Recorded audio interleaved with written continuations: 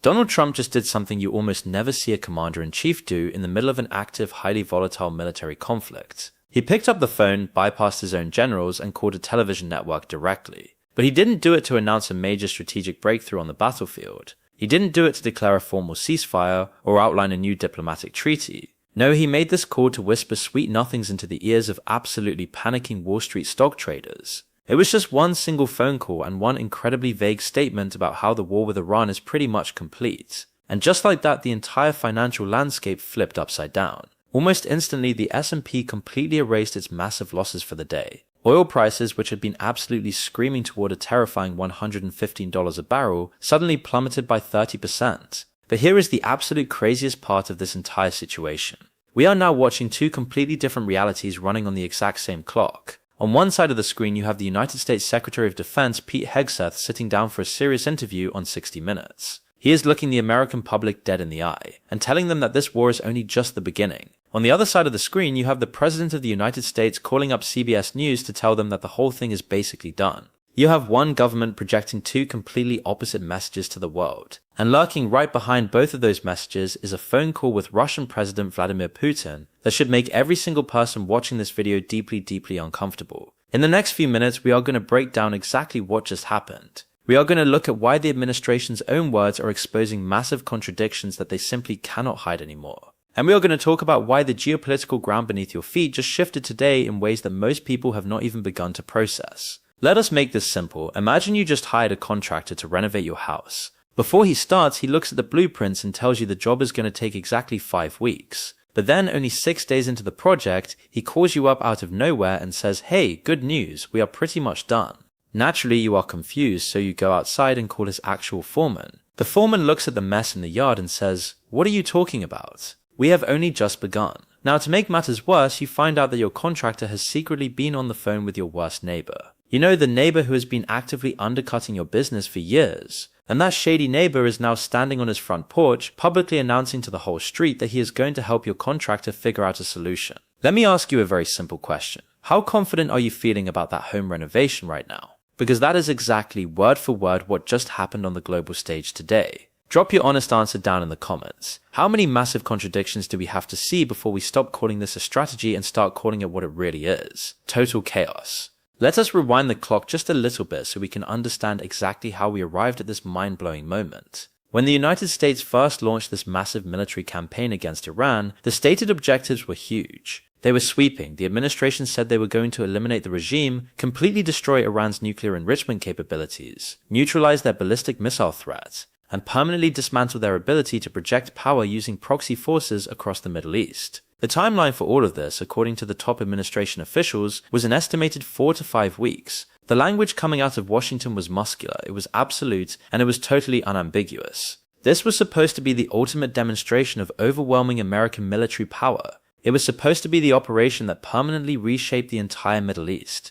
But reality has a funny way of writing its own script. 6 days into the bombing campaign, things started to look very different. Now, do not get me wrong, Iran's navy took some incredibly significant damage. Their national communications infrastructure was heavily degraded. Their air force took a massive hard hit. But here is the critical problem.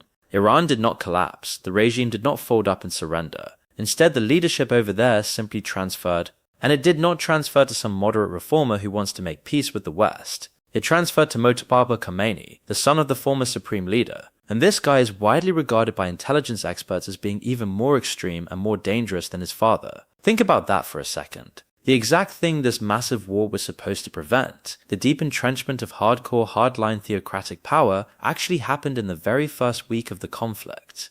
And that is exactly when Donald Trump picked up the phone. Let us look at the receipts. Receipt number 1, the CBS phone call. Roughly 1 hour before the financial markets closed on a brutal bleeding trading day, Donald Trump called CBS and spoke directly with a reporter. His message was very carefully calibrated, but it was not calibrated for military audiences. It was not calibrated for diplomatic channels in Europe or the Middle East. It was calibrated exclusively for Wall Street. He went on the record and said the Iran war is pretty much complete. He told the reporter that Iran basically has no navy left, no communications, and no air force. He claimed that the United States is operating way ahead of its initial time frame, and predictably the financial markets did exactly what he wanted them to do.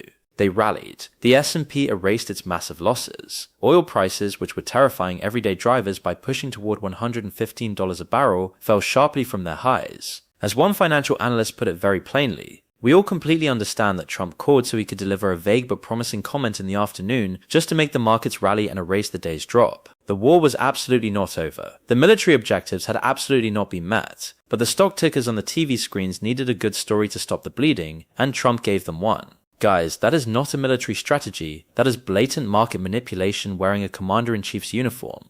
Now let us look at receipt number 2, the Putin phone call. Before Trump even declared this quasi-victory on CBS, he was on the phone with Vladimir Putin. And what happened next should terrify anyone who is actually paying attention to global politics. According to the official Kremlin readout of the call, which by the way the Trump administration did not dispute at all, Putin shared his own personal proposal for how to end the war quickly. Putin was very quick to rush to the microphones and announce publicly that Donald called him and that the two of them would be working together to figure out a solution. Stop and process that for a second. The President of the United States, right in the middle of an active shooting war, called the leader of a country that has been the single greatest beneficiary of that exact same war. Surging global oil prices created an absolute financial windfall for Russia. They are making billions, especially after the Trump administration had already dropped critical sanctions, which allowed Russia to sell their oil freely on the global market. And it gets worse. After this phone call, reports immediately started emerging that the administration is now considering removing even more sanctions. This would allow Russia to sell even more oil to even more global markets. Russia did not fire a single bullet in this conflict. They did not launch a single missile, they did not need to. They are literally winning by just sitting back and watching us fight. And Washington just sent them a formal invitation to help write the ending of the story. Which brings us to receipt number 3, the Pete Hegseth contradiction.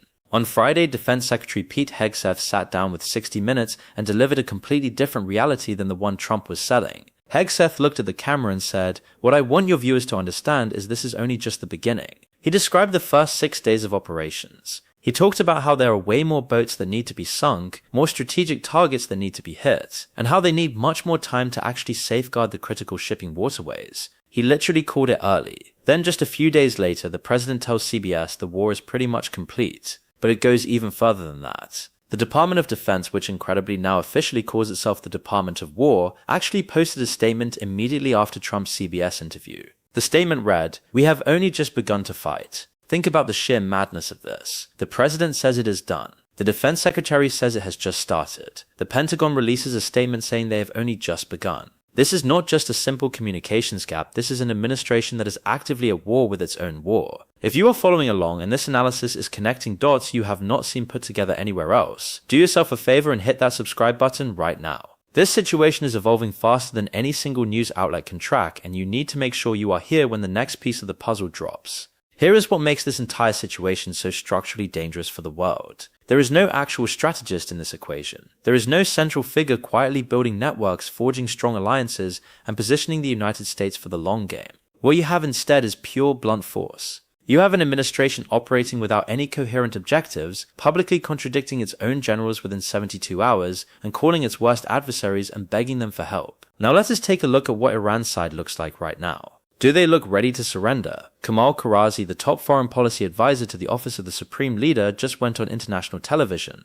and he delivered the exact opposite of capitulation. He looked at the cameras and said Iran's military is quite strong. He pointed out that Iran produces its own weapons and is not dependent on any other country for survival. He explicitly said that this war is an existential threat to the Islamic Republic, and therefore Iran will respond with its full devastating might. When he was asked directly by the interviewer whether Iran is actively seeking a ceasefire, his answer was chillingly clear. He said, "I do not see any room for diplomacy anymore because Donald Trump has been deceiving others and not keeping his promises."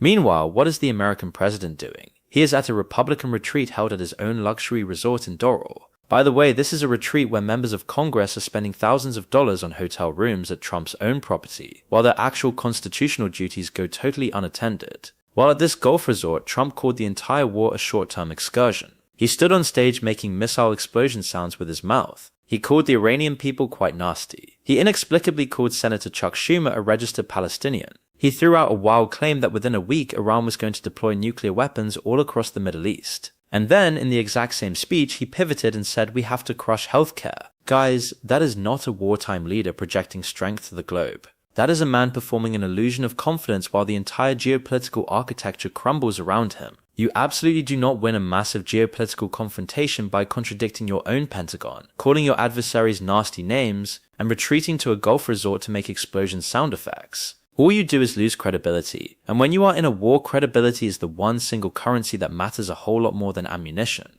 So what does this actually mean for you watching this right now? Let us start with your wallet. Let us look at your gas prices. Oil spiked toward a terrifying $115 a barrel during this conflict. And even with a slight pullback after Trump's market-calming phone call, energy prices remain highly elevated and incredibly volatile. Every single time the price of oil goes up by $1, that cost ripples through everything. It raises transportation costs, it raises food prices, and it raises manufacturing costs. Your weekly grocery bill, the cost of your morning commute, and your winter heating costs are all directly tethered to this war and to the credibility of the person who is claiming to manage it.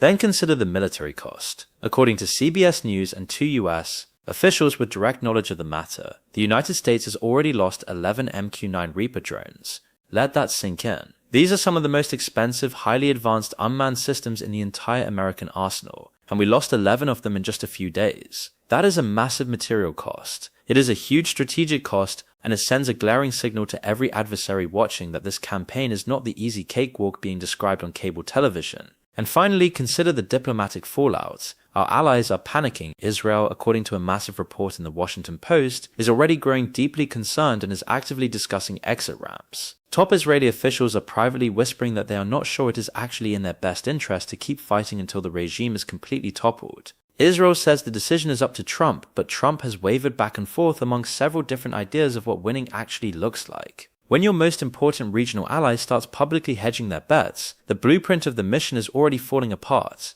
Over in Europe, France's president has flat out stated that he expects the war to last several more weeks, completely ignoring Trump's timeline. Once a military coalition starts to fray like this, it does not sew itself back together. The cracks become the new permanent reality. So where does this go from here? Military analysts are looking at three main scenarios. Scenario 1 is a managed de-escalation. In this version, Trump simply declares victory on Twitter, totally regardless of the facts on the ground. He frames the destruction of Iran's navy as mission accomplished and quietly orders the military to back away. The markets stabilize, oil prices slowly come down, but Iran keeps its nuclear enrichment capabilities. Mojtaba Khamenei totally consolidates his power. The regime becomes much more hardline and dangerous than before the war even started. And Russia gets to keep its strengthened position and its massive sanctions relief. The banner might say victory, but the reality is a permanent dangerous stalemate wearing a tuxedo. Scenario 2 is the escalation spiral, and it is a nightmare. Iran, totally emboldened by the contradictions coming out of the White House and the cracks in the US coalition, turns up the heat. They activate their proxy forces across Iraq, Syria, and Lebanon. The Strait of Hormuz becomes a deadly choke point in reality, not just in theory. Global oil instantly surges past $150 a barrel. The global economy tips straight into a massive recession. Trump, feeling backed into a corner, escalates even further, maybe even ordering a direct targeted strike on Khamenei himself. Suddenly you are not in a limited strike campaign anymore. You are in a full-scale bloody regional war with zero exit ramps, zero real coalition, and a president who promised the country it was just going to be a short-term excursion. This is the scenario nobody wants to talk about on TV, but I promise you everyone in the Pentagon is quietly planning for it right now. And then there is scenario 3, the Putin realignment. And this is the one that should terrify you the most. Trump, totally unable to find an easy exit on his own, increasingly relies on Vladimir Putin to broker a peace deal. Russia, having already profited enormously from the high oil prices, steps in and positions itself as the indispensable global mediator. Putin uses this leverage to extract massive new concessions from America regarding Ukraine, regarding international sanctions, and regarding the entire European security architecture, all in exchange for helping Trump save face in the Middle East. The war ends. But it does not end because America won. It ends because Russia decided it was finally time to collect its payment. The new geopolitical reality of the world becomes one where Moscow holds way more influence over the Middle East than Washington does. And they did not even have to fire a shot to do it. You do not need to fight when the other side just keeps handing you the keys to the castle. The truth is, the relationship between what the administration promised and what actually happened has passed the point of no return. They said regime change, the regime changed to someone worse. They said eliminate the nuclear threat, the infrastructure is still there. They said Project Strength, the Pentagon contradicted the president in 72 hours. They said America first, but Russia is the absolute biggest winner so far. Even if this entire war somehow magically ends tomorrow, the deadly lessons have already been absorbed by every single rival government, military and intelligence agency on planet Earth. And the lesson is very simple. American strategic communication cannot be trusted to remain consistent from a Friday to a Monday. American war goals shift based on stock market performance, and when the pressure really mounts, the first phone call goes to Moscow, not to our allies. So I turn it over to you. Did Trump surrender to Iran, or did he simply reveal that there was never a coherent plan to begin with? Is this some 4D chess-managed chaos, or is it just pure chaos? And when the next massive global crisis arrives, and trust me it will, who is going to believe the timeline, the objectives, or the promise that this time will be different? Drop your answers down in the comments.